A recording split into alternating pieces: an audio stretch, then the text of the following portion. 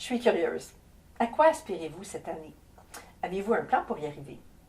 Les résolutions du jour de l'an sont populaires, mais elles ne sont pas très efficaces. Si vous avez adopté une résolution du jour de l'an, il est fort probable que vous l'ayez déjà abandonnée. En fait, le 12 janvier, vous pouvez souhaiter bonne journée des lâcheurs. Des études ont démontré qu'il s'agit du point critique. Ce jour-là, la majorité des gens ayant pris des résolutions du jour de l'an les ont déjà abandonnées. Ne vous sentez pas mal si vous avez abandonné votre résolution. Certaines personnes ont complètement renoncé à la croissance personnelle. Elles sont tellement découragées qu'elles ont abandonné l'idée d'essayer de devenir une meilleure version d'elles-mêmes. Elles ont peur de se leurrer et de tromper ceux qui les entourent. Nous voulons tous que cette nouvelle année soit meilleure que l'année dernière, mais les nouvelles résolutions sont un moyen inefficace d'y arriver. Si vous êtes frustré par tout le processus de résolution, je ne vous en veux pas. Les résolutions typiques du jour de l'an n'ont aucune chance d'être maintenues pour les raisons suivantes. Premièrement, elles sont irréalistes. Nouvelle de dernière heure, vous ne pouvez pas changer toutes vos mauvaises habitudes d'un seul coup, même si c'est une nouvelle année. En deuxième lieu, elles ne sont pas durables. S'entraîner 2 heures chaque soir n'est pas possible. Même les athlètes olympiques se permettent des jours de congé. En troisième lieu, elles manquent de chair. Une résolution ne peut pas fonctionner seule. Vous avez besoin d'un plan pour savoir comment vous la maintiendrez. En quatrième lieu, elle crée une situation où l'on vit la réussite ou l'échec, sans possibilité de nuance. Personne n'obtient des résultats idéaux du premier coup. Vous devez être libre de faire des erreurs, d'apprendre de ces erreurs et d'ajuster votre approche. Alors, au lieu des résolutions du nouvel an, que pouvez-vous faire? Et voilà.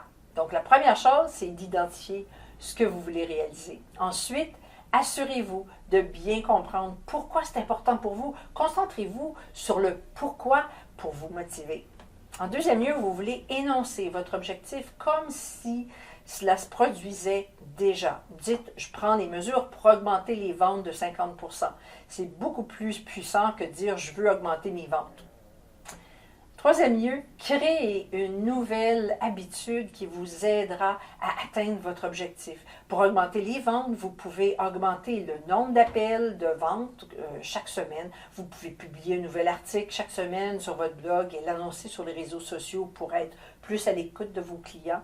Vous pourriez également assister à un nouvel événement de réseautage chaque mois. Ce ne sont que quelques exemples. En quatrième lieu, commencez par de petites étapes. Les changements radicaux causent trop de stress car ils vous éloignent de votre zone de confort.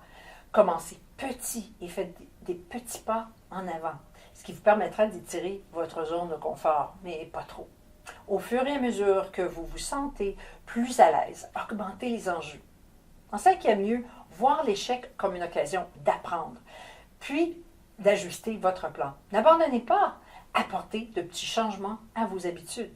En sixième lieu, récompensez-vous. C'est réellement important. Soyez conscient de ce que vous avez accompli. Ne perdez pas d'énergie en vous inquiétant de ne pas réaliser ce que vous espériez. Célébrez même les petites victoires. Être dur sur vous ne vous aidera pas à atteindre de plus grands objectifs. Célébrer augmente votre énergie et offre une expérience que vous voudrez répéter. Lorsque vous célébrerez vos progrès, vous voudrez continuer, ce qui vous motivera davantage.